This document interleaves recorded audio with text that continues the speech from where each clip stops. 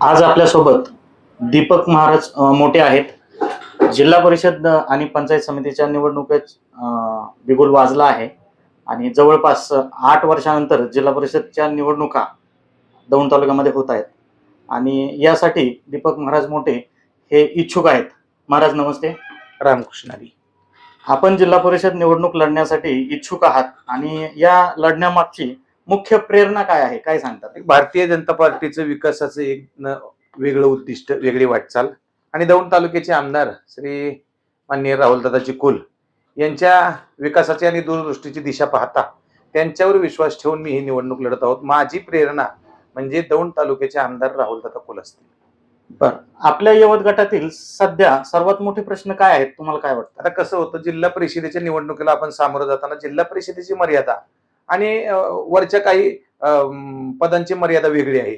आपण मोठ्या प्रश्नांसाठी मोठ्या नेत्यांकडे आग्रह धरू शकतो आणि जिल्हा परिषदे अंतर्गत रस्ते असतील, पाणी असेल, वीज असेल, शैक्षणिक धोरणं असतील, त्यासाठी 100% पाठपुरावा केला जाईल. बरं, आणि शेतकरी आणि शेतमजुरांसाठी जिल्हा परिषद स्तरावर आपण कोणकोणते निर्णय घेतो? अनेक योजना जिल्हा परिषदेमध्ये शेतकऱ्यांसाठी आणि शेतमजुरांसाठी आहेत आणि माझ्या प्रामाणिक म्हणण्याप्रमाणे अनेक योजना शेतकऱ्यांपर्यंत पोहोचत नाहीत, त्यांच्या अनभिज्ञतेमुळे असेल. आपण त्या योजना माहितीसह शेतकऱ्यांपर्यंत पोहोचवण्याचा प्रयत्न करू. तरुणांसाठी रोजगार प्रशिक्षण किंवा स्वयंरोजगार बाबत आपली काय भूमिका असेल? कसं आहे, जिल्ह्यामध्ये जिल्हा परिषद ही वेगळी भूमिका असणारी संस्था आहे, स्थानिक स्वराज्य संस्था आहे. जिल्हा परिषदेचं जिल्ह्याच्या अंतर्गत असणाऱ्या कंपन्यांशी एक रिलेशन वेगळं असावं आणि ते क्रिएट करण्याचा प्रयत्न आम्ही करणार आणि जेणेकरून स्थानिक रोजगाराची संधी स्थानिक तरुणांना उपलब्ध होईल यासाठी 100% प्रयत्न करणार.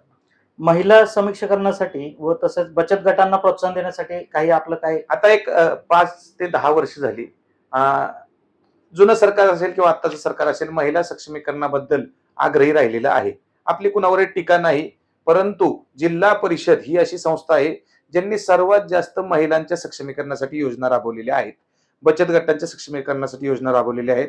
आपण अजूनही त्यात काही सुधारणा वरच्या स्तरावरून आल्या तर त्या शेवटच्या घटकापर्यंत पोहोचवण्याचा प्रयत्न करू. शिक्षणाच्या बाबतीत यवतमध्ये अनेक चर्चा कायम उलटसुलट सुरू असतात. शिक्षणाच्या दर्जाबाबत शाळा, अंगणवाडी, शिक्षक सुधारणा करण्यासाठी आपल्या काही योजना आहेत का? काय असतं, एक शिक्षण संस्था आहे आणि ती शिक्षण संस्था चालू आहे, त्याबद्दल अनेक जण ही छोटी ही मोठी येते असं येते तसं अशा गप्पा मारतात, परंतु त्यात बदल करण्यासाठी कुणी पुढे येत नाही. आता त्यात बदल करण्यासाठी आवश्यक गोष्टी कोणत्या आहेत याचा अतिशय कायदेशीर आणि योग्य अभ्यास करून आपण पुढची पावले त्या ठिकाणी उचलू. मागे जे काही जिल्हा परिषद प्रतिनिधी होते यांच्या कार्यकालामध्ये काही त्रुटी राहिल्या असं काही वाटतंय का तुम्हाला? कसं असतं, प्रत्येक जिल्हा परिषदेच्या निवडणुकीच्या वेळी भौगोलिक परिस्थिती, भौगोलिक वार्ड, भौगोलिक गट बदलला जातो.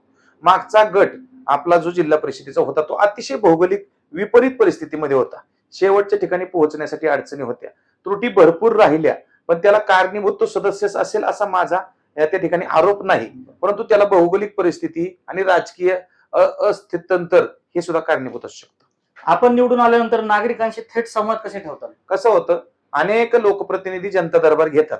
आपलं असं आहे, जिल्हा परिषद सदस्य जरी खूप मोठा नसेल तरी तो तेवढ्या 7-8 गावांपुरता अतिशय महत्वपूर्ण घटक आहे वरच्या योजना त्यांच्यापर्यंत पोहोचवण्यासाठी. त्यामुळे आपण प्रत्येक गावाला 15 दिवसातनं 1 दिवसाचा वेळ देऊन शेवटच्या घटकापर्यंत पोहोचवण्याचा प्रयत्न करू आणि ग्रामपंचायत कुठल्याही पार्टीकडे असो, कुठल्याही गटाकडे असो, कुठल्याही राजकीय पक्षाकडे असो, निवडून आल्यानंतर ती ग्रामपंचायतचं काम करणं हेच आपलं काम आहे असं समजून आपण त्यांना संपर्क करू. काही महिन्यांपूर्वी यवतमध्ये काही घटना घडल्या, धार्मिक असेल किंवा वातावरण थोडंसं हे झालं. या घटनेमुळे काही विशिष्ट समाज आपल्यावर नाराज असल्याच्या चर्चा आहेत. त्याला तुम्ही कसे सामोरे जाता? कसं असतंय, या घटनेमध्ये मी सेंटर पॉइंटला होतो, परंतु याचं वेगळ्या पद्धतीनं मांडणी झाली असं माझं स्वतःचं म्हणणं आहे. मी एकतर याती धर्म नाही, विष्णुदासा वैष्णव धर्म मानणारा माणूस आहे. माझ्या धर्माची ओळख मोठी करण्यासाठी दुसऱ्या धर्मावर चिकलफेक करणारा मी कार्यकर्ता नाही. मी छत्रपती शिवरायांच्या मूर्तीची विटंबना आणि अवैध गोष्टींचा वाढलेला या ठिकाणी वाढता प्रकोप या गोष्टींवर प्रकाशझोतात आणण्याचा प्रयत्न केला, पण काही विशिष्ट समाज घटना, विशिष्ट विचारधारेमुळे त्याचं वळण वेगळीकडे गेलं असेल. मी माझी भूमिका त्या समाजासमोर जाऊन मांडणार आणि ती पटवण्याचा प्रयत्न करणार. त्यात नक्की सुधारणा होणार आणि त्यांना मान्य होणार, मला खात्री आहे. राजकारणातील पारदर्शक आणि भ्रष्टाचार मुक्त कारभारासाठी आपण काय धोरण आखले आहे? आता कसं आहे, यवत गावातील परिसरातील लोकांना ठाऊक आहे की मी स्वतः वैयक्तिक राजकारणात असो किंवा नसो, पूर्वी असेल, नंतर मी आता वारकरी क्षेत्रातून प्रवास करतोय, संप्रदायातून प्रवास करतोय, तसं असताना सुद्धा अवैध गोष्टींच्या विरोधात माझी भूमिका ठाम आणि स्पष्ट राहिलेली आहे. त्या बाबतीमध्ये आपण कुठल्याही राजकीय पक्षाच्या संलग्न जरी तो कार्यकर्ता असेल तरी त्याची भीड बाळगलेली नाही. त्यामुळं त्या गोष्टींना माझा कायमच विरोध असेल. आपली सामाजिक आणि धार्मिक पार्श्वभूमी पाहता प्रशासनामध्ये सकारात्मक भूमिका बजावेल असे तुम्हाला वाटते का? 100% अशी अनेक उदाहरणं आपण मी आपल्या इथंच नाही म्हणत, संपूर्ण भारतामध्ये आणि संपूर्ण जगामध्ये पाहिलेली आहेत. श्री स्वामी विवेकानंद भारताचं आणि भारतीय संस्कृतीचं आणि धर्माचं नेतृत्व शिकागोमध्ये जाऊन करू शकत असतील तर आपण छोट्या ठिकाणी छोट्या पद्धतीनं छोट्या बुद्धीप्रमाणे तो विषय मांडू शकतो. 100% याचा उपयोग मी समाजकारणामध्ये करेल. राहुल कुल आपल्यावरती विश्वास टाकतील असं तुम्हाला वाटतंय का? 100% राहुल कुल माझ्यावरती विश्वास टाकतील, कारण माझा दादांवर पूर्ण विश्वास आहे. त्यांनी दिलेली उमेदवारी मला मान्य असेल, माझ्या व्यतिरिक्त असेल तरी सुद्धा, परंतु माझं म्हणणं असं आहे, आपण देत असलेले उमेदवार आणि मी स्वतः याच्यामध्ये तुम्ही फरक पहा. म्हणजे जर मतदारसंघाचं हित जपायचं जर असेल तर तो फरक पहा आणि नक्की द्या. माझी संघटना मजबूत आहे, माझा सांप्रदायिक वाटचाल चांगली आहे, माझी पाठी कोरी आहे, मी एक निष्कलंक माणूस आहे. तुमचा राजकीय असा इतिहास काय आहे, तुम्ही काय सांगताय? मी यापूर्वी संघटनात्मक कामं केलेली आहेत. समाजकारणाची मला प्रचंड आवड आहे. महाराष्ट्र नवनिर्माण सेनेचा जिल्हा सरचिटणीस, महाराष्ट्र नवनिर्माण सेनेचा जिल्हा उपाध्यक्ष, तालुका अध्यक्ष म्हणून मी यापूर्वी काम केलेलं आहे. हे कुठल्या तरी राजकीय पक्षाचं पाठबळ असावं समाजकारण करण्यासाठी, म्हणून आपण एका नेत्यावर विश्वास ठेवून पुढे वाटचाल करत असतो. यानंतर काही सांप्रदायिक धर्म प्रसारण करण्याच्या वैष्णवांच्या वाटेला लागलो आणि वारीची वाट मला आवडली.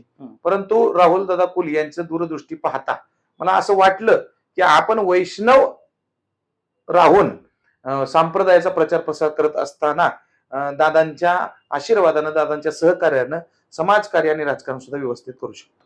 आता काही जण म्हणतात की महाराज आहेत मग राजकारणाचा वेळ कशासाठी? मला असं म्हणायचंय, जेव्हा योगीजी मुख्यमंत्री होतात उत्तर प्रदेशचे आणि कारभार एका वेगळ्या पद्धतीनं करून दाखवतात. उत्तर प्रदेशची सामाजिक भौगोलिक परिस्थिती जर आपण बघितली तर भारतामध्ये सर्वात भयानक परिस्थिती उत्तर प्रदेशमध्ये आहे. ती भयानक परिस्थिती मोडीत काढण्याचं काम कोणी केलं असेल तर ते माननीय श्री योगीजींनी केलेलं आहे.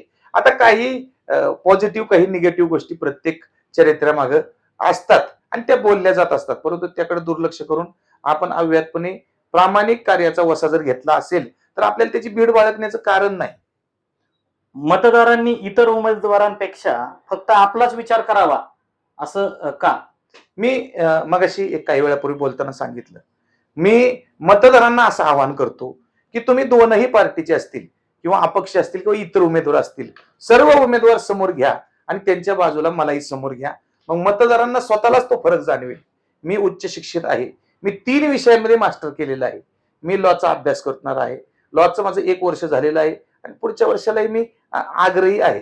स्वतः मी संघटनात्मक काम केलेलं आहे, राजकीय काम केलेलं आहे, सामाजिक काम केलेलं आहे, माझा मित्रवर्ग चांगला आहे आणि सर्वात महत्वाची गोष्ट म्हणजे व्यसनमुक्ती असेल, अवैध धंदे बंद करणे असेल, अतिक्रमणांचे प्रश्न असतील, त्याच्यावर आवाज उठवण्याची आपली तयारी असते आणि तयारी असेल, त्यामुळे लोक नक्कीच विचार करतील. मोठे महाराज, तुम्हाला पुढच्या राजकीय वाटचालीस आमच्यातर्फे शुभेच्छा. रामकृष्ण रामकृष्ण.